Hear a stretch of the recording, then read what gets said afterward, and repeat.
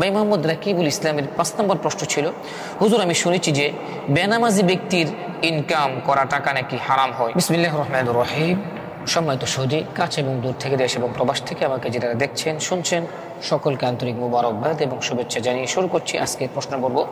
ভাই মোহাম্মদ রাকিবুল ইসলামের ৫ নম্বর প্রশ্ন ছিল, হুজুর আমি শুনেছি যে বেনামাজি ব্যক্তির ইনকাম করা টাকা নাকি হারাম হয়, এটা কি সত্যি? চমৎকার একটি প্রশ্ন করেছেন। বর্তমান সময়ে আমরা এটা নিয়ে একটা জটিলতায় ভুগছি যে নামাজ না পড়লেই কি এক ব্যক্তির ইনকাম হারাম হবে কিনা। না ভাই, নামাজ না পড়া এটা কবিরা গুনাহ, এটা কবিরা গুনাহ, এটা কেউ অস্বীকার করতে পারবে না।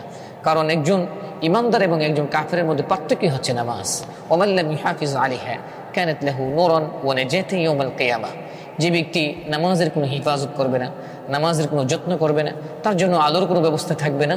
কিয়ামতের দিন যার জন্য আলোর কোনো ব্যবস্থা থাকবে না, অর্থাৎ তাকে জাহান্নামে পোতা হবে। তার নামাজ না পড়ার কারণে তার ইনকাম হারাম হবে কিনা? হ্যাঁ, যদি কোনো ব্যক্তি সুদের ইনকাম করে, সুদের মাধ্যমে টাকা ইনকাম করে, ঘুষের মাধ্যমে টাকা ইনকাম করে, অপরের হক মারে, অপরের সম্পদ আত্মসাৎ করে, এটা তো সম্পূর্ণ নাজায়েজ। কিন্তু কোনো ব্যক্তি যদি কষ্ট উপার্জন করে, হালাল উপার্জন করে, এটার কোনো নামাজ না পড়ার কারণে তার ওই হালাল ইনকামটা এটা হারাম হয়ে যাবে না, এটা আমার উচিত নয়।